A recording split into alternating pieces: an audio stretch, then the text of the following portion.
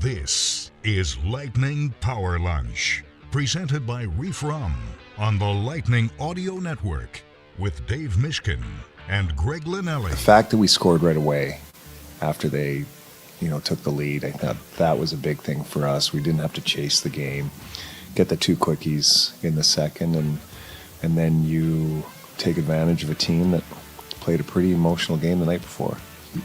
That's your job. That's what they did. Another impressive win. No, Brandon Hagel did not get a hat trick.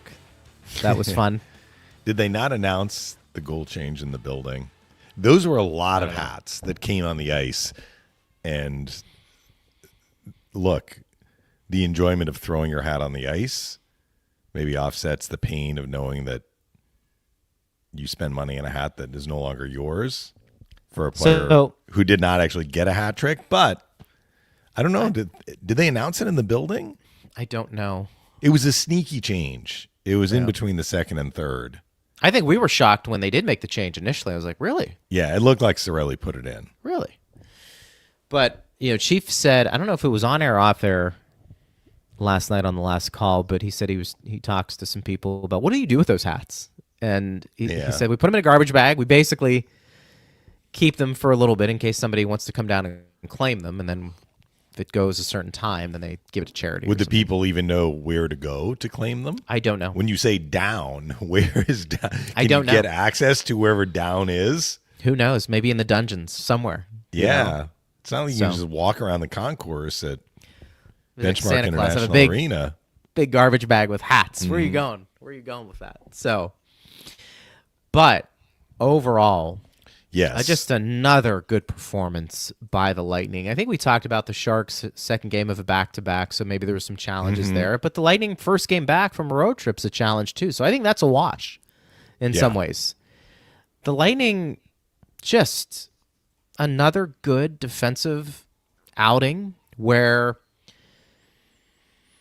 they don't give a ton at this point. I mean, sure, the Sharks had some moments. They kind of made a super line with a lot of their high-end picks late in the game to try to generate some juice there. But, I mean, all in all,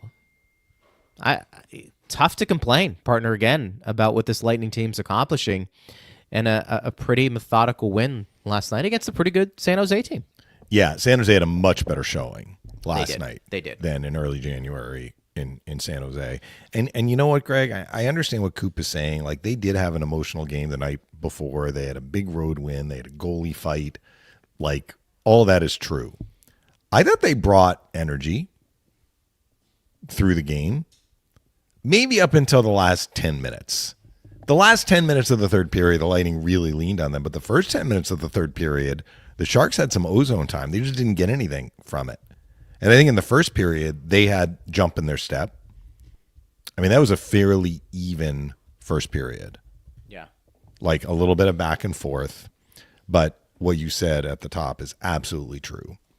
Doesn't matter if the Lightning are facing a team with one of the top scorers in the NHL like they were last night, or facing just an all-around, let's say, solid team like Dallas Stars, who maybe don't have a guy in the top 5 in scoring, but they have, the power play goal leader in the NHL, Wyatt Johnson, who scored in the power play last night for Dallas. A very, very solid team. Or maybe a team that we'd say, the Lightning really have an edge in this game and they should take care of business. Or they're facing the top team in the league. They have a win against Colorado during the point streak as well. It doesn't seem to matter who's on the other side. The Lightning are doing what they need to do to limit scoring chances against. So last night, the super line that you referred to was Celebrini along with Will Smith, and they started the game with Colin Graf, who's another college player, not a high draft pick. They signed him as a free agent. Right. The Sharks did. But he's a good player. He's a very good player. And in fact, he had a chance. The first save that Vasilevsky had to make was a tough save on Graf, where he kind of got open at the circle and went far side, and Vasi kicked it out with his right skate. In the third period, they swapped Graf for Michael Misa, who we talked about on the show yesterday, a number 2 overall pick. Smith is a number 4 overall pick. Celebrini was first overall. So that is a super line. Misa did not have a shot on net. He was with those other 2 guys in the third period. Graf was with them in the first 2, mostly the first 2. Celebrini had 5 shots. Smith had 2, and Graf had the 1. 8 shots. That line contributed 8 shots. How many of those 8 were super dangerous? Maybe the Graf one was the toughest save that Vasi had to make. My point is that, like, you look at the stat sheet at the end of the day, and you're like, okay, well, the Lightning held Celebrini without a point. That's an accomplishment, but how dangerous was he? I didn't think he was overly dangerous, even though he ended up with 5 shots on net. A couple may have come on the power play. I'm not sure. They had 2 power play shots in the second period. The point is that, whether the Lightning are facing Macklin Celebrini or Nathan McKinnon or Sidney Crosby or pick a player, Wyatt Johnston, Mikko Rantanen, top players on the other team are being foiled. They are not being able to do what they are doing most of the year against most other teams. And again, it was the Gourd line with Moser and Radish that saw the bulk of the work against Celebrini and company. Celebrini, Smith, and whoever else was out there. Now, there were points that Celebrini and company had the puck. Like, this wasn't a game where the Gourd line just had the puck the whole game. There were shifts where the Gourd line did have to, defend without the puck in the defensive zone. But what did they give up? Virtually nothing. Right. I mean, the best scoring chance the Sharks had wasn't even their goal, which was a lucky bounce off Tyler Toffoli. It was Ryan Reeves on a breakaway in the third period that was fueled from an offensive zone turnover by the Lightning. That was their best chance, and that may have been their best chance by a wide margin. A wide margin. Maybe the Graf look, which was kind of a one-on-one. It wasn't an odd man. He got open. He took a shot. I mean, it was a fairly difficult save for Vasilevsky. That was it. Sharks finished with 23 shots and only 44 shot attempts. That is low. So the Lightning won this game again with defense. There were other key plays. Second game in a row, the Lightning gave up the first goal and answered quickly. Just like in the Dallas game, last night it was even quicker. It was 33 seconds later. Coop talked about that. Big response. The way the Sharks wanted to script this game, because they were playing the second half of a back-to-back, play with the lead. Well, they got the lead. They didn't keep the lead. 33 seconds later, it was a tie game. And then not long after, the Lightning went goal early in the second and forced the Sharks to play from behind, which was big. So the first 4 goals in the game of the 5 that were scored came in bunches. Sharks, Lightning, 33 seconds apart. Lightning, early in the second. What was it, about a minute and a half apart, I think. Yeah, just under a minute and a half apart were the goals for Cirelli and Gensel. 3-1. And, there was a lot of hockey still to be played. The Gensel goal came just over 3 minutes into the second period. So, I mean, you've got, 36 minutes plus left to play. The Lightning they just locked it down. It wasn't as much of a lockdown third period as they had in the Dallas game. That was like textbook. 2 shots for the Stars, and that was it. The Sharks had a little bit more ozone time in the third period. I thought it was more in the beginning part of the third period, and they had the Reeves breakaway in the third period. But it was very, very good. Like, the Lightning's final period and a half plus was quite good. That allowed them to basically say to the Sharks, you're not coming back in this game. So there were several key plays along the way. The tying goal was 1. The 2 quick goals in the second were 2. And I think the Vasilevsky save on Reeves was a big play. Because if Reeves scores there, Sharks make it 3-2. They have a little life. There's probably about, 7-8 minutes left. Maybe they get a little momentum and juice and muster a way to tie the game. Didn't happen. And, when they pulled the goalie early. What did they get? Bupkis. They didn't get anything. When the puck came into the Lightning's end, they cleared it right out. Before the empty net goal was scored, the Lightning, Gourd had a shot. I mean, the Lightning almost scored an empty net goal before they did score the empty net goal. So, again, the Lightning handled the 5-on-6 very, very well. Didn't really give up anything, even though the Sharks had the extra guy on the ice. One of the biggest bugaboos, Cirelli, right, banged up a little bit last night. I mean, if you read between the lines, Coop didn't seem overly concerned, but we'll have to monitor that situation. We will have to monitor that. I thought Dominic James once again stood out, and his line stood out. That is something to kind of monitor as we talk about top 6. I think you and I have definitely thought, and this was probably pretty early on in Dominic James's professional career, we liked him in a top 6 if he got that opportunity. I think the question for him was just getting the opportunity and filling the net a little bit. But I think he's starting to show why that logic makes some sense. And he likes to shoot. I mean, he's had some assists here. Yeah, that was an assist on the Gensel goal. It was a great pass. Right. But he does look to shoot when he has an opportunity to shoot, which is, I think, one reason why Phil likes him so much. This is what we saw from the get-go with James. And now that we've seen more of him, particularly in these last couple of games, he's playing more. He's playing in the middle, which, I mean, he was kind of in the middle playing with Finley and Bjorkstrand, but Finley sometimes took faceoffs. But you're really seeing it playing with Gensel in these last 2 games. Dominic James is fast, but he's also fast with the puck. So he is not, I'm not comparing him to this other player and saying he's like this other player. This other player is in a class by himself.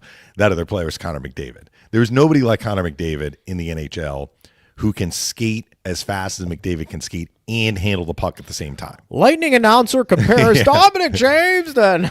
What I'm saying is the quality that makes McDavid extraordinary in this just one area. He's extraordinary in other areas too. But like, some players can skate fast. McDavid can skate fast with the puck and make moves with the puck. He's not just going in a straight line. He shifts with the puck. He makes a move around a guy, and he's going at top speed. James has that in him. You see him do that when he accelerates from the defensive zone. There's a defender looking to slow him up in the neutral zone. He just makes a little move. Whoop! He's around him, right? Think of like a running back in football with elusibility, right? Is that a word? Who's elusive? It is now. Yeah.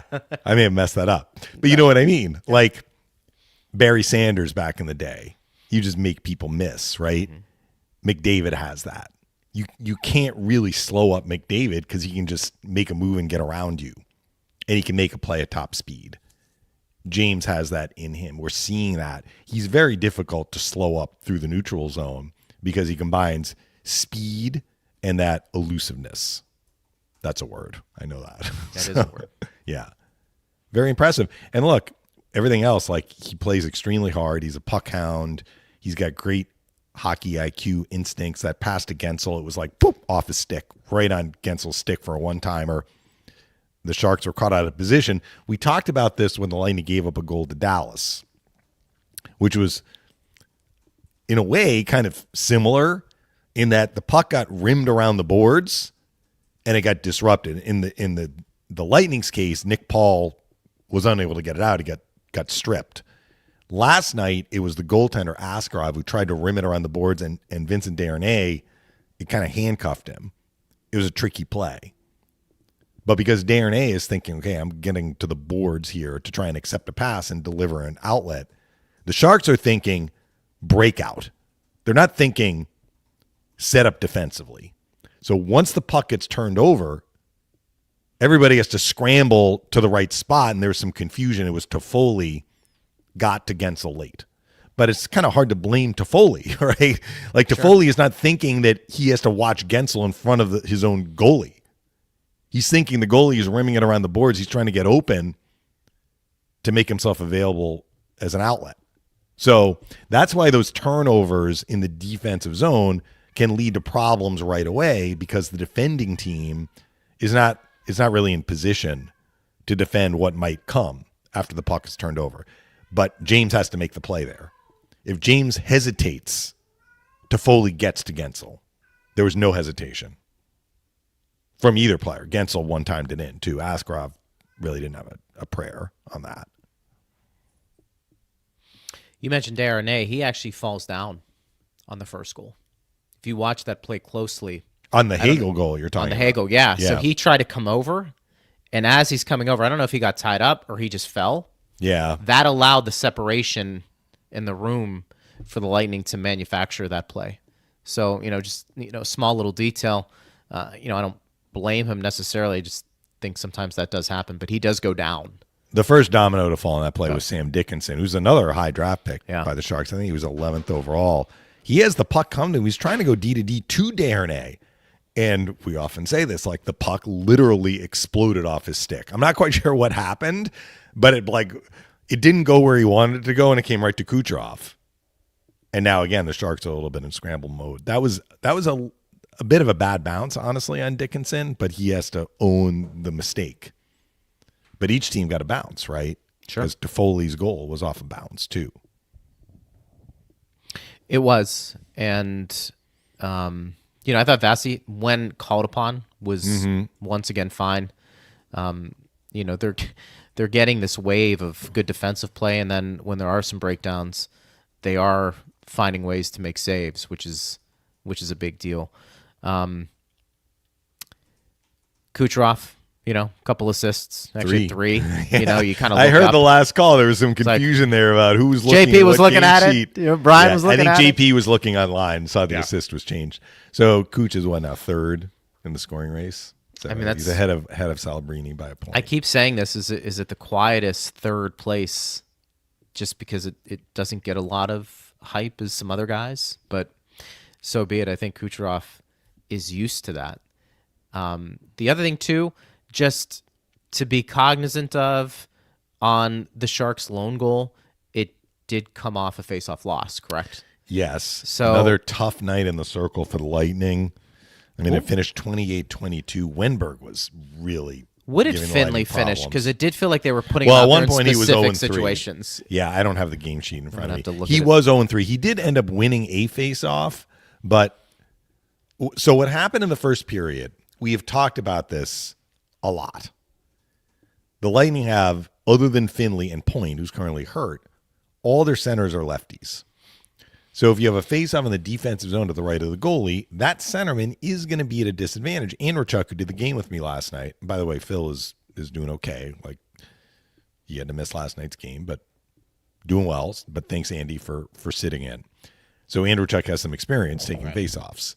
And he's like, when you're on your weak side, it is harder to win face-offs. We've talked about the challenges of winning a face-off on your weak side. So and I'm saying defensive zone, because these are the important face-offs. Defensive zone face-offs, offensive zone face-offs are just more important than neutral zone face-offs. So defensive zone face-offs, doing well, might help prevent a scoring chance. Offensive zone face-offs, if you do well, may create a scoring chance. Mm-hmm. So that's why they are more important. We saw a goal against right off a face-off last night scored by the Sharks. So what happened in the first period, Coop is trying to throw some spaghetti at the wall and see what can work, because we've gone through more than half a season and the lefties have struggled on their weak side, which is not a great surprise. I mean, as much as Julian said, these guys are below their career averages, they're also being asked to take harder face-offs than in past years. But all of them, other than Nick Paul, are under 50%. That includes Point, who is a righty, but he's currently out. So Coop's like, all right, if we have a face-off to the right of the goalie in the defensive zone, let's send Finley out. See how he does. He's at least on the strong side. Well, he lost 2 in the first period, and the second led directly to the goal. Now, was it his fault that the puck went in off Tyler Toffoli? No. But what did I just say? If you lose a face-off in your own end, you are opening the door for something potentially bad to happen. It's not like you need to go like 95% on D-zone face-offs. Like, you can lose a fair number of D-zone face-offs and have nothing happen, right? But that one was particularly noticeable because it came as Coop was like trying. He's like, maybe we can start leaning on Finley to take faceoffs on a strong side in the defensive zone. Because we've talked about like acquiring a player, right? With the Lightning, acquire a righty to take the faceoffs in this specific situation. Well, if Finley can do the job, then you can kind of check that off the list. Well, Coop tried it last night, and it didn't last past the first period. I can tell you that. I can look and see what his final numbers were. In the first period, he was 0-3, and Andrechuk noted that. I mean, Andrechuk and Tim Taylor they played on the same line, but they were John Tortorella's security blanket during the 2004 Cup season. In that, if it was a defensive zone face-off, He had two reliable guys who could take. Andrechuk took it if it was to the right of the goalie. Taylor took it if it was to the left of the goalie. You had both bases covered. Does that mean that they won every single faceoff? No, but they were able to win enough that it neutralized what the other team was trying to do for the important faceoffs, like the key draws, end of the game. You're up one. They both killed penalties. That's why they were such an important part of that cup team, beyond the fact that, you had the captain and one of the alternates. Like, what they provided was less about putting the puck in the net and more about, situational play in many regards. All right, what was Finley? Finley 20%, 28%. 2 and 5. Yeah. Yeah. Finished in 5. Okay. So not great. not Is what it great. is. I mean, he was 2 and 2 after the first period because he was 0 and 3. It just tells you, like, they didn't have him take a lot of faceoffs. Well, and they also put him out there and like they had him on, then they took him off. They were trying to win an important faceoff. Yeah. And I feel like when that happened, those specific times he didn't, and I'm wondering if that's why he got less opportunities to go out there. Well, and it may have been a short-lived experiment. But to our point, I think they're trying to find something here. Yeah. Now, Andrechuk, to your point, also said he would like to see the centerman tie up. Andrechuk did say that. That was during the penalty kill. Yes. Because they had lefties out there. They Yeah. had Sorelli and Gourd, and they were losing faceoffs. I can actually look and see. So the Sharks, they had a second period power play, and they had a lot of zone time, and they zipped it around, and they finished with 2 shots on the power play. I'm not sure that either was like a tremendous grade A chance, but they did go 2 for 3 on power play faceoffs on that one power play. So I think the Lightning lost the first 2, and then they were able to win the third one, which got moved to the other side, if memory serves. I think the third one, whether it was Gourd or Sorelli, I can't remember which one took it. Maybe it was McPaul. That player was on his strong side, if I'm remembering correctly. I may not be, but makes a difference. Yeah. It does. No doubt about that. We can get some questions. Anything else that you wanted to take from that game? It's funny. Our conversation was almost an extension of what we discussed on the last call, not only yesterday, but various shows. And Brian really was diving deep into what's the back end going to look like. And, when guys do come back, because Carlisle takes that vicious hit. Yes. Right. And we the Lightning got lucky there. Dodged a bullet, but, we were saying, how good he has looked, playing and just, the totality of it all. But I don't know if the right question is who's playing when everybody is healthy. I mean, that will be part of the discussion. Yeah. I heard you guys talking about that. I don't think the Stu I don't think Stu comes out. And I think that lessens the options. I just don't. But like last night, so thank goodness Carlisle was able to come back in the game. But, stuff happens. Yeah, we this is a perfect we are world. still a ways away from everyone coming back. We are. Lilleberg, Hedman, and McDonough are all skating. Yeah. Hopefully, at least one, and maybe more than one, can come back before we have the Olympic break. The initial expectation for Lilleberg, though, was after the Olympic break. So, I mean, this is not imminent.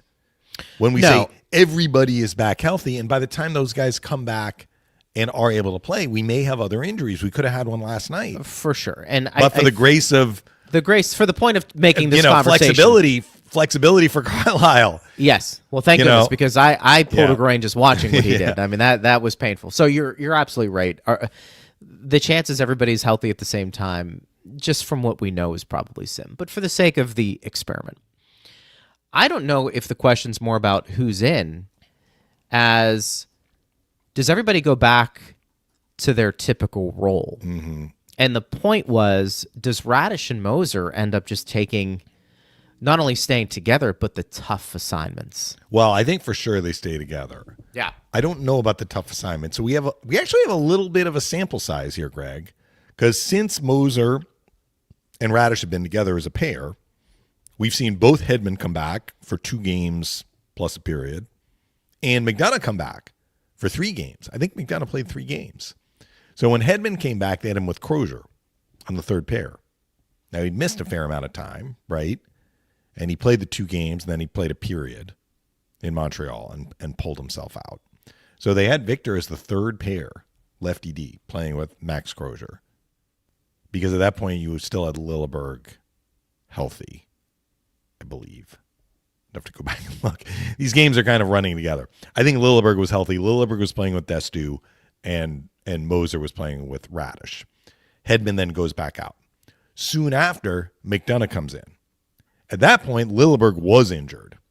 So they put McDonough with Destu, kept Moser and Radish together, and at that point you had, again, if I'm remembering right, Crozier and Carlisle, who have been a pair for quite some time.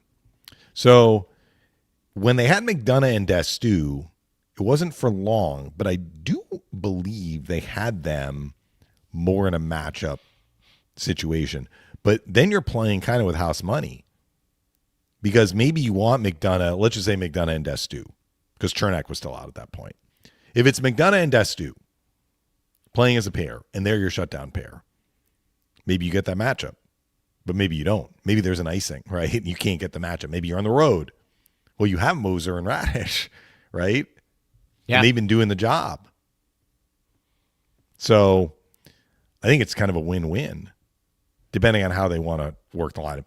Your point about Destu, though, is correct. Destu is not coming out of the lineup. Not for, like, coach's decision or anything like that. Yeah, no, I would agree. And so it's fun. And they could go 7D. I mean, it's always a possibility. That is not some, like, strange foreign concept for John Cooper. It is not. It is not. Let's go to some questions here as we move through this. EspoCon99, James was flying last night. The assist on the Gensel goal was a beauty. Once he sees a couple more pucks go in, they will fall like dominoes. Well, he's seen a couple of pucks go in. I mean, he scored 2 games ago in Dallas. I think it's helped his confidence. You can see he's playing with that swagger that we saw in camp, preseason, and the start of the year until he got hit in the face. And then, it was a setback for him. It was a physical hurdle to get over and a mental hurdle to get over, according to what he said. Sure. Alan says the team keeps on rolling. The Gourd line, most impressive with each game. I think Gensel and James are showing real chemistry. Vasius played his way into the Vezina talk. Ooh, the Vezina. I love the Vezina. Well, look, I am not going to disagree with any of that, except I will take a little bit of exception with the first point, saying the Gourd line is getting more impressive each game. I think they've been impressive from their first shift together. Has that been the biggest surprise this year? How well that line has been, the collective of those players? Yeah. Wow. I think when they acquired Holmberg, or signed Holmberg because he was a free agent, I think their feeling was, okay, he's going to replace Glendening and play with Gergensons. Even strength, penalty kill. The reality has been that he has not replaced Glendening because he has not taken hardly any faceoffs. He is the center, Holmberg. But he has not taken, like, not even in the vicinity of the number of faceoffs that Glendening took, for obvious reasons. We've talked about Holmberg's another lefty, and he really hasn't killed penalties. The Lightning have their rotation of forwards on PK. It's Hagel, Sorelli, it's Gergensons, Gourd, and then if they have to go to the third grouping, it's usually Gensel, Paul. Now, sometimes some of those forwards may get elevated if there's an injury or maybe one of the other guys is in the penalty box, right? Then that changes. But Holmberg, it's rare to see him kill a penalty. So his role is way different than maybe what we expected. And I don't know if anybody expected that the 3 players would have the chemistry that they have had. And they didn't get a lot of time together during camp because Holmberg sustained an injury during camp. And then into the regular season, Gergensons missed whatever it was, the first 7 games from that Florida preseason game where Verhaeghe hit him. So it wasn't until actually the Lightning started 1-4-2. In game 8 was the game in which Gergensons made his season debut, and that line was put together, and they have just had it rolling from the get-go. The number of subpar games that line has had, like, you can count on one hand and not use all of these fingers that I'm holding up. Now, Holmberg missed a little bit of time, too, during the regular season, so it's not like they've played, whatever the Lightning played, 48 games. It's not like they played 48 games together. They haven't. I just said Gergensen's missed the first 7. I think Holmberg missed 7 later. So subtract 14. The other 34 games that they've been as a line, they've had a tough night as a line in maybe 2 or 3. Yeah. The rest of the time, I mean, they haven't always like carried play for the Lightning and led them to victory, but they have impacted the game in a positive way. And the best way that they can impact the game is make the other team work in the defensive zone. But they've also chipped in offensively. I think Chief mentioned on the last call last night, the 3 players have combined for 20 goals this year. That's great. From a third line, because they really are the third line. Maybe at the beginning of the year we would have thought they were the 4th line, but they're not. They're the third line. They're the matchup line. They're filling the role that Gourd, Goodrow, and Coleman filled in the Cup years. Different line. Gourd, Coleman, and Goodrow did not cycle the puck and grind down teams like the Gourd, Holmberg, Gergensen's line. They could, but they had more offense. They had a different feel to it. Yeah. They did. Holmberg, I'm just going to say, Holmberg is the one who makes that line. I'm not sure I've seen another player who can take a puck and do what Holmberg does with the puck like Holmberg in the NHL. I'm sure those players are out there. I just don't see them on a regular basis. But one reason why that line is able to have the puck in the offensive zone is that Holmberg usually is involved, if not doing most of the work, some of the work, of getting it to an area where they can do their stuff and cycle. And they're in sync. Like they kind of know where the other one, like they support each other. They put pucks in areas where a line mate can go get it, but they have to get it into the offensive zone. Sure. And Holmberg is usually involved at some point in getting the puck and bringing it to an area where they can get it into the offensive zone and go to work. I mean, Andy said last night in the broadcast, Holmberg is so strong on his skates. He's also strong on his stick. He's a strong player. He's a strong player. I think that's what we're saying. And now he's starting to score a little bit. My goodness. I mean, what in the world is going on here, partner?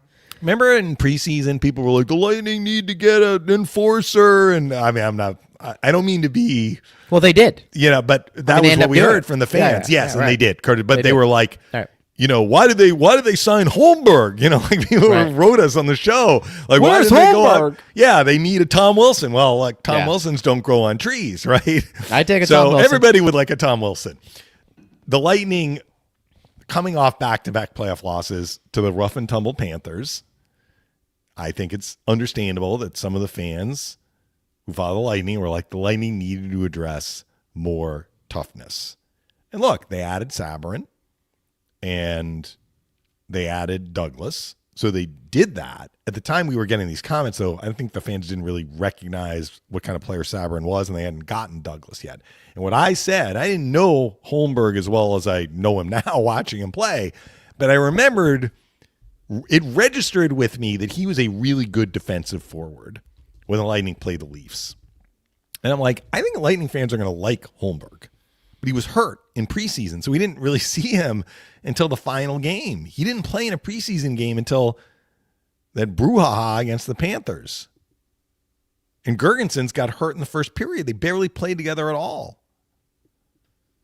But I'm glad that, what I said at the time, I mean, it's certainly come true. I think Lightning fans are more than happy with Holmberg. They're thrilled that this guy is wearing the Lightning's jersey and part of this line that is just... I mean, I don't know if the opposing coach is going to circle the Gourd line when they game plan, but they should. They're like, if you're out against this line, you may get stuck in your own zone. We need to figure out a way to make this line play without the puck. Because if they get the puck, we may not be getting it back until there's a whistle. What a huge benefit that is for the Lightning to have. I would agree. Michelle says, no, they did not announce it in the building that I heard, meaning the Hattie or the change in the goal. Jim says, hope Anthony Cirelli is okay, mostly for the Olympics. Mark says, another late round gem for Tampa, hopefully. Gotta love it. Who's the late round gem? I think he's referring to, you probably can pronounce that plaer a lot better than I can. Rautiainen. Yeah. Rautiainen, there you go. I guess he's having a Well, we saw him in the huge, prospect tournament. Yeah. Maybe it's Rautiainen. I didn't do the prospect. You can call him Rhodey. That was a Dave Randorf special. So I'll have to check with Dave about the pronunciation. He didn't come to camp, though, so we didn't get his pronunciation. Yeah. It's either Rautiainen or Rotiainen. Tomato. Although, who says tomato anyway? Really? I've on this never side heard of the anybody Atlantic? say tomato. Have you ever heard anybody say tomato? And people say, like, you say Who tomato, says it? I say tomato. Maybe in London they say that. Yeah, I don't know. I like a bacon, lettuce, and tomato sandwich. Tomato sandwich. He said, anyway, me, what is that? Whoever is deciding how to pronounce the guy's name, he is having a very, very good year over in Europe. Yes. He had a pretty good prospect tournament, that development showcase, whatever they call it. That's probably not the right word. The one that happens in July, right after the draft. Ben says Holmberg was a sneaky great signing. Not a lot of hoopla when it happened, but the type of depth guy that can lead to a long run this summer. Now, maybe Holmberg wouldn't be as, I'll use this word, effective if he weren't playing with Gourd and Girgensons, which he wasn't in Toronto. But I have to ask this question. It begs the question. Don't you think Toronto would like a guy like Pontus Holmberg back on their team based on what he can do? You would think, right? I mean, you would think. Yeah. You know? I think, to be fair, those are the type of players that can hurt you if you get it wrong on the contract. Yeah. That's the issue. It's not so much he's not a productive player, although I think from what you were saying, Toronto wanted to see a little more finish. And it was a different GM. So different GM drafted this guy. You know what? Look, I think if you're Toronto also, though, too, this happens in sports. Sometimes, guys just develop better somewhere else. Yeah. I mean, that's that why happens. I said maybe it's making a difference who he's playing with the Lightning. Good. Yeah. I mean, Girgensons also has been really good, and I think Yanni Gourd is just a different player than what he was a few years ago. But he still brings that energy, and I think you like that. Kyle basically saying the same thing. That line just keeps getting better and better. They're going to be a problem in the playoffs. For the other team, they're going to be a problem in the Yeah. playoffs. But let's not jump too far down the path here. Yes, we hope the Lightning get in the playoffs, but they still have a lot of work to do. Mark says Dominic James has looked really good the last couple of games. I thought he was one of our best players last night, especially. So when fans say, this player looked really good, so they're the obvious plays like the pass to Gensel. And then he was active on a shift in the offensive zone in the first period where, I think he had 3 shots on the same shift. He just barely missed one that went over the net. But I think fans who are following the game notice when a guy accelerates through traffic into and then out of the neutral zone and into the offensive zone. And that's what James has in his game. So it's not like play away from the puck. Like, this guy has the puck. The camera's on him. You can see what he's doing. He's making a move and getting loose and doing it with speed. Celebrini does that too. That's one reason why Celebrini is a huge problem for the other team. He's got immense skill. I don't think that he's really showed it yet in the games that he's played against the Lightning. But if you watch some of the highlights that he's had, right, especially this year, you can see he's got it in him. But he is, no pun intended here, lightning fast and can skate fast with the puck and make plays with the puck at speed. I get it. I think he also, that puck comes off his stick pretty quickly. You're talking about Celebrini or James? I'm sorry, James. Probably Celebrini too. Yeah. But James, I think we're specifically talking about him a little bit. Chris says our D-core are shutting down all the top players. That's a collective effort. There's no doubt about it. But is it fair to say, at least for me, I haven't seen this stretch of good team cohesive play defensively from a Lightning team in a while. I do feel like everybody is in sync. You're seeing numbers where there's 5 shots a period, 6 shots a period. Yeah. And some of it's they're playing with the puck too. I think you have to factor that all in. But this sustained level of excellence defensively, I think, has been just one of the more remarkable things. That's why We've said. That's why I said on Monday's show, I think I said it, that this run has the vibe of what the Lightning did in the 2019-2020 regular season, where they went on that incredible stretch. Now they've also done it in the playoffs. The playoffs are a different animal. Like if you're holding a team to 19 or 20 shots in the playoffs and in a closeout game, that's a whole different level. But if we're just going to compare regular season to regular season, I do remember that 23-2-1 stretch. The Lightning were like locking teams down. They really had things click into place after a little bit of a wobbly first couple of months. Their first month was wobbly. They went to Sweden and swept the Sabres in early November. And I thought that was an important, I mean, not just me, you can talk to any of the players on that team. That was a very important trip for them in terms of coming together as a team, and they won both games. They came home, and it was a weird stretch from like early November to Christmas. In that stretch, the Lightning won some games, and then they had other games where they should have won and lost. So cosmetically, their record was worse than how they were playing. But they went into Christmas with a hammering of Florida. They beat Florida, I think, like 6-1 going into the holiday break. I think that was the first win in the 23-2-1 stretch. And from that point on, it just clicked into place. Like when they outplayed the other team, they didn't lose. They won. I may not be remembering it exactly right. I just remember like they dominate a team and the other team would make one play and the puck would go in and, you know, they lose by a goal. And, you know, that happens sometimes in hockey. But you could see that starting with their trip to Sweden, their game was rounding into form, and then it really clicked in. Then they exhaled. Yeah. As we talked about, they went 3-6-1 in their final 10 before the season pause. Some of that was, you know, they added Goodrow and Coleman at the deadline, and, you know, who knows what would have happened if we hadn't had the season pause. The Lightning benefited from that little mini training camp before the bubble tournament because it gave Goodrow and Coleman a chance to have a camp. And also because they stayed in town, they really got to know their new teammates too, from whatever it was, March 12th to July, whenever it was that they reconvened. I mean, yeah, we were all kind of like isolating, but there were text chats and, you know, like they got to know their teammates. So in some weird way, you know, that pause may have helped the two players and Bogosian also arrive. But, It's true. You know, the Lightning didn't have those guys come in and things didn't click right away. I think they would have eventually, but they definitely clicked when they got to Toronto for the bubble. And that line got formed with Gourd, Coleman, and Goodrow, and they were aligned for that playoff year and then the whole next year. It was magical. There's no doubt about that. Let me get to this. Anyway, partner. just what you were saying, though, about how they're playing now, it reminds me of that stretch in December, January into February in 2019 into 2020. That's fair. Tonight, enjoy some Reef Rum, smooth, versatile, and now pouring at Benchmark International Arena. Order a Tropical Wave or a Lightning Mule and taste why fans are switching. Reef Rum is a premium craft Florida local rum built on authenticity, quality, and easy drinkability. Ask for Reef Rum by name, go Bolts, and enjoy responsibly. All right, where do we want to go here?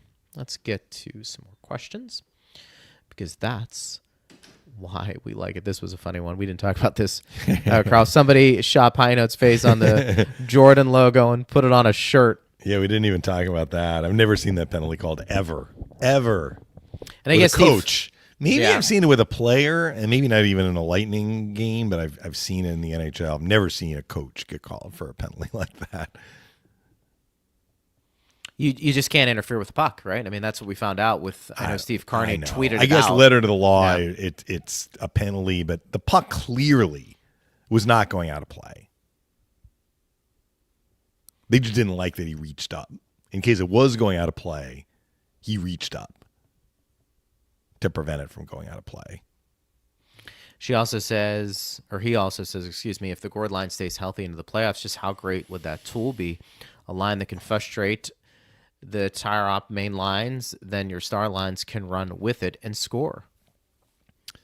That's the hope if they continue doing what they're doing through this regular season. Yes. K-Bay says Holmberg and James continue to impress. Yeah. We're going to start asking that question. Do they give an award at the end internally? All teams do, basically best rookie. Lightning have had several guys come up this year. Yeah. You could say to Stu, but his age. He qualifies as a rookie, though. He would qualify. James certainly is a guy, but Do you think they give Holmberg a backpack? That's funny. That is funny. They'd have to, though, right? Yeah. I'm surprised we haven't seen any shirts come out of this. Yes. Because I think you could have some fun with that. Chris says, loving the Gensel and James combination. I was glad that Coop made the change a few games ago, hoping Cirelli was held out after the Hagel shot just as precaution. So, look, without knowing exactly what the deal is, the fact that he did come back in the game and then decided not to return for the third period is better than if he just missed the rest of the game. He felt well enough. He didn't feel great, clearly, but he felt well enough to continue playing. That may not mean a lot, but to me at least it means something. They didn't just shut him down the whole rest of the game. Fair point. Let's get to King James, our favorite King James. I think the James Gensel-Gonsalves line has been deadly these last few games. Yeah. I think all those guys not only are skilled, they're smart. And that's an interesting combination to have. Seem to know where to go on the ice when they're playing. I mean, Gonsalves makes the one play along the wall, steals the puck on the one goal, which was great to see. And I think that all complements each other, pretty well. So they found something there. And who would have thought that would have been a line before the season started? Nobody had that on their bingo card. No. Nobody. Paul says, with face-offs our only weakness right now, isn't there a coach out there who can help us with face-offs like Barb Underhill does for skating? Lightning have a coach who helps on face-offs, Jeff Halpern, who is a very good face-off man. And that's probably an unfair comparison, because when you're skating, you're really not competing against somebody else. Yeah. Somebody else has a say in that face-off circle. There's a lot of different factors. When the referee drops the puck, who's on the other side? Where are you taking the face-off? There's other factors outside of, are you a good centerman? Can you win face-offs? And so they're working on that every day when they have time. Correct? I mean, yes. They are dropping that puck, and there's techniques. They're breaking down film. I would agree with you in its totality that it is a problem. You and I have talked about, how do you solve that problem? It's one thing to identify what it is. People want to know, how are you going to solve it? Most people are looking at it and saying it's going to have to come internally for that improvement to happen. I would suggest going out and finding somebody, as long as they fit within the top 9 and top 12. And the way you get there is you probably have to give up some assets currently on this roster, and you've got to be cap compliant. That's a whole nother layer to this story, but it's one, if you feel that is a big enough roadblock that is going to prevent you from getting to where you want to go, you find a way to address it. Yeah. You do. You just do. That's your job as a GM. Julian has said that. I don't want to be the person that didn't do anything that prevents my team and from doing it. He may look at addressing it. I just think there's an element here that is baked into the cake. They have all these lefties. The other team knows it. They're going to put those lefties on their weak side. Yeah. And that's going to continue until the Lightning can find somebody who can win more faceoffs on their weak side, or find a righty who's reliable. Other than one of those two solutions, they're going to continue to struggle. But it's not because the players aren't capable of winning faceoffs. It has to do with where the faceoff is happening. So I know it's been a couple of years, but I will share a little story here. When I was writing Blind Squirrel, Noah, my protagonist, is great on faceoffs, right? Maybe not right. In case you haven't read the book, my protagonist, Noah, is great on faceoffs. He's a righty. So one of the people I talked to get some of the hockey stuff understood by me was Jeff Halpern. Yeah. And so there's a critical point in the novel where I have to have Noah lose a faceoff. So I'm like, how am I going to set it up so it's kind of his fault, but it's not really his fault, right? And what Halpy said was, like if you put him on his weak side, it's more likely that he's going to lose a faceoff. Yeah. So, of course, at that point, I had to like explain in the earlier chapters of the novel, what is a strong side faceoff? What is a weak side faceoff? As Noah is learning hockey as a kid and recognizes he has this skill, he has to learn the difference between a strong side faceoff and a weak side faceoff and then decide, how am I going to take weak side faceoffs? Sure. So in my brain, I was like, I have to come up with something that makes this understandable for the reader and for my character. So when he's a kid, he's a baseball prodigy and he plays with his parents. His dad throws him pitches, he hits, and there are all these balls in the outfield when they finish. His mother was a track and field star in college. So they set up this game when they finish. They set up 2 baskets, and then he and his mother have a race in the outfield to see who can collect more baseballs. So fun way to finish, right? And his mother always wins because he's like got the young energy, but she's strategic, right? And very, very smart and fast, right, too. So he can't beat her. She always finishes with more balls in the basket. So the way he thinks about it is, all right, on my strong side face-off, we call it the ball race. Like, it's like I'm in the ball race with somebody that I can beat. But on my weak side, you're throwing a 30-pound backpack on my back, and I have to do the ball race. And he's like, against my mother, there's no chance I would win. But against somebody else, I might, right? So that's how Noah processes it and decides, I'm not going to change the way I take faceoffs. It was kind of the Bergeron playbook. Bergeron didn't change the way he took faceoffs. Strong side, weak side, he took them the same way. Crosby, as we talked about, tries to win him on his forehand. Phil would try and win him on his forehand on his weak side. Noah decides, no, I'm just going to do it the same way. I'm going to win my fair share on my weak side. But against some players, it's like you're throwing a backpack. You're throwing a backpack on me and slowing me down. That's what it's like. So like the fan is like, how can they get better? Well, there's no taking off the backpack. On your weak side, you have a disadvantage. You are going to win some, but you're going to win less. I think it's safe to say there is not a face-off player out there who wins regularly more face-offs on his weak side than his strong side. But the Lightning can get better. This is where maybe the question is geared. They can get better. Maybe they have to get better at winning more weak side faceoffs, whether that is, Andy said, tying up the stick, which is also something I put in the novel, is the opposing centerman can't beat Noah, right? So it's like, all right, let's tie up his stick. So I had to explain what that was too. 50-50s, which Phil talks about. A tie-up usually means the puck's laying there in the circle. Who's going to get it? So there are ways that you can maybe help your percentage a little bit. But at the end of the day, if you got a bunch of lefties and the other team is going to throw those lefties on their weak side, that other team is going to have an advantage. There's no way around it. That's just the reality of the situation. It's like in baseball, a left-handed hitter against a left-handed pitcher usually will have a disadvantage. That's why they bring in left-handed pitchers to pitch to left-handed hitters. A right-handed hitter will not have the same challenges against certain lefties. You know, the lefties with the big looping curveball that, ends up out of the strike zone. Very hard for a left-handed hitting player to hit a lefty. It's kind of the same thing. That's where the analytics, the advanced stats tell us, and it's not even advanced stats. I've explained why it is more challenging. You can't get the same leverage on the face-off on your weak side. So, the analytics tell us that if you can get a righty to take the draw on his strong side in the defensive zone, that's preferable, which is one reason why Coop tried Finley last night. Then they gave up a goal. So he didn't go back to it. Vlad says, a lip in games is serious threat to Tampa. Too many players were called. And in what condition will they return?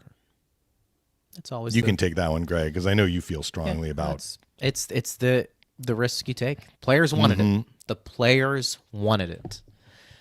I don't know what else to say other than if it were my assets that were playing in something that wasn't for what my league represents, which is the Stanley Cup, I'd be holding my breath, particularly with how injuries have overtaken the sport this year. It feels like I think it's fair to point that out. Doesn't mean you shouldn't have the Olympics. Doesn't mean there's not a conversation there. But I think too much of this has been, I don't think enough of this conversation has been happening, and it's been more about how great it is to represent your country, which of course that's a great honor. But man, these are your assets. And if they get hurt, and we're talking about the Lightning having issues this year, staying healthy, it hasn't hurt them in the standings, but I'd be hesitant. I think there needs to be a bigger conversation around that. Logan says, yes, the Gourd line makes good plays in shutdown mode, but the amount of time they just dump the puck back into the offensive zone is just insane to watch. So frustrating for the other team. Yes. And they can score. I mean, they don't have the skill level of like a Kucherov and a Hagel and a Sorelli teaming up on that tying goal. But if you are in a tie game or they have the lead, the Lightning have the lead, like that's exactly what you want. I mean, late in the Pittsburgh game, which was a 1-1 game, I think it was actually after Malkin tied the game. Yeah. So now you're like, whatever. I mean, he tied it not like with 10 seconds left. I mean, the Penguins tied it with like 2 minutes left or whatever. So you got 2 minutes left. Got to get this game to overtime. Cannot blow this game. Who goes out there? Gourd line. Cycle. Like a minute got killed. The Lightning were a minute closer to getting the game to overtime and no danger whatsoever because the puck was deep in the Pittsburgh end and the Penguins couldn't get it out. And, of course, if the Lightning have the lead, the other team needs to go on offense. They can't. Frustrating was the word the fan used. Yeah, very frustrating. Remember that play where Sam Steele swatted the puck toward Moser after the Stars iced it? I can't remember if the Gourd line was out there. It may have been. But the Stars took back-to-back icings because they just couldn't get the puck out cleanly. Right. And Steele was like, are you kidding me? I got to stay on the ice. Shot the puck in frustration, nicked Moser's skate. Moser looked by what did you just do? And he's like, sorry. But that's what Gourd's line can do to the other team, especially when they need offense. It's like waiting in line at the DMV. It's like, I need to get going here. I got to wait in line here. I can't go on offense. We can't get out of our own end. Can't get out of our own end. No offense to the DMV. Fair. I think they've improved the line waiting at the DMV. Although, in fairness, I haven't really been at the DMV in a while. My kids got their licenses, and that was a fairly smooth process. But you know what I mean. You want to get somewhere, and you can't get there because you got to wait, and you got to check a box first. Get out of our own end. You can't do it. E-Rock says, just my opinion, but I think Lilleberg sits and Radish stays when everyone is healthy. I've given my opinion on that for those of you who haven't heard it. This is assuming everybody's healthy and they just go 12-6. I think Destou's the one that stays. I think Carlisle, Crozier, and Lilleberg are the ones that sit. And I think you probably find a way strategically to get them in here and there. Of course, you could go 11-7. I just don't think Destou is somebody that sits. And Radish has already answered questions about where he is in this lineup. He's part of your best defense pairing with J.J. Moser. Mm-hmm. You're not sitting him. Those are your six. I think the more interesting question as it relates to Radish, are we going to reach a point if Radish's play stays where it is? Are we going to reach a point where Julian gets enough answers to whatever questions he has that he decides to extend Radish? Because at the fireside chat, he's like, the sample size is a little too small for me right now to get an idea of. I mean, he's not saying I don't want to pay Darren Radish. I think that's what a fair he's saying question. is I need a bigger sample size to understand what I need to offer him. They may but just will have we to, get there? Will we get there? You know, they just may have to deal with that in the off season. They may, and that's Julian's choice to win. And you just roll the dice. Yeah. You just roll the dice. I mean, you're not trading him. You're just not. I mean, you're trying to win now. Darren Radish gives you some of the best opportunities to do that. I think the question is, if you were to do it in season, what does that number look like? And do you just want to risk it and say, we'll handle it in the off season before you hit free agency, and let's see if we can come to that number? Probably going to have a hometown discount. Yeah. I don't think they can pay him. When you go to free agency, people overpay. the Lightning are going to have to get a hometown discount off that. Mm-hmm. But Darren Radish may not want that. He may not.